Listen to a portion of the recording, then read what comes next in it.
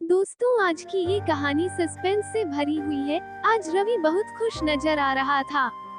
उसका घर लाइट और गुब्बारों से सजा हुआ था। सब काम में व्यस्त थे लगता है। आज कोई खास बात है। दरअसल आज रवि का जन्मदिन है। आज वो पूरे 8 वर्ष का हो चुका था। उसके माता और पिता उससे भी ज्यादा खुश नजर आ रहे हैं। माता सुनैना और पिता सुरेश को रवि बहुत प्यारा था। शादी के 5 साल बाद भी उनकी कोई संतान नहीं हुई। दोनों ने बहुत दवाई करवाई, दुआएं की, मन्नतें मांगी पर कोई असर नहीं हुआ। दोनों तो उम्मीद ही खो चुके थे, परंतु ईश्वर भी बहुत दयालु है। दोनों पर दया की और रवि को उनकी गोदी में डाल दिया। सुरेश एक सरकारी कार्यालय में काम करता था। स्वभाव में बहुत सरल था, किसी की बातों में आराम से आ जाता था, सभी की मदद करता था। किसी से झगड़ा या दुश्मनी का तो सवाल ही नहीं था। ऐसी बातों से वो दूर रहता था। अपने काम से ही काम रखता था, घर से कार्यालय और कार्यालय से घर, बस यही उसकी दिनचर्या है। सुनैना घर संभालती और बच्चे के साथ पूरा दिन खेलती। घर बड़ा था, घर के सामने एक बगीचा था, वहाँ माता और रवि घूमने के लिए जाते और खेलते। रवि 8वीं कक्षा में पढ़ता है। रवि के जन्मदिन की पार्टी की तैयारी पूरी हो चुकी थी।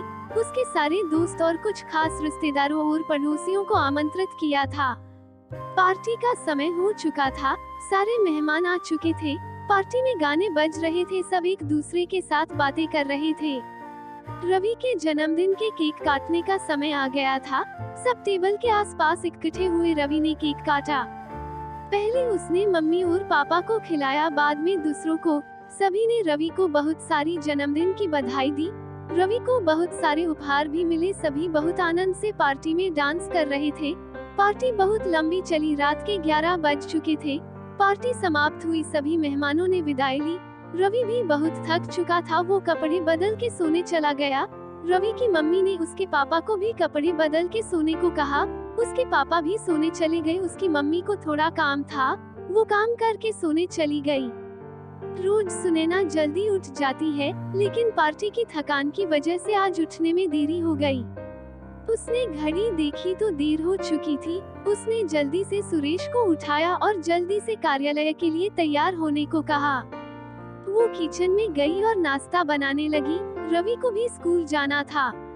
उसके बाद में रवि को उठाने के लिए उसके रूम में गई। उसने देखा तो रवि वहाँ नहीं था। उसके बाथरूम देखा, वहाँ भी नहीं था। फिर नीचे गई, पूरे घर में ढूंढा पर वो कहीं नहीं मिला। वो घबरा गई। उसने उसके पापा को बताया कि रवि कहीं नहीं मिल रहा, पता नहीं कहाँ गया होगा। उसके पापा ने कहा कि यही कहीं होगा, खेल रहा होगा, अच्छे से देखो। रवि की माँ ने सभी जगह देखा पर वो नहीं मिला। अब तो उसके पापा भी चिंता करने लगे। दोनों ने घर के सामने जो बगीचा था वहाँ जाके देखा, पर रवि वहाँ भी नहीं था। दोनों अब पूरी तरह चिंतित हो गए। आसपास पड़ोसियों से पूछा पर कोई खबर न मिली। अब वो दोनों एक दूसरे की ओर डर के साथ देख रहे थे। समझ में नहीं आ रहा था कि क्या करे। रवि कहाँ गया होगा? क्या वो फिर से मिलेगा? उसके साथ क्या हुआ होगा? दोस्तों, बाकी की कहानी आपको जल्द ही देखने को मिलेगी। उसके लिए आप वीडियो को लाइक और चैनल को जरूर सब्सक्राइब करना। धन्यवाद। जय हिंद, वंदे मातरम।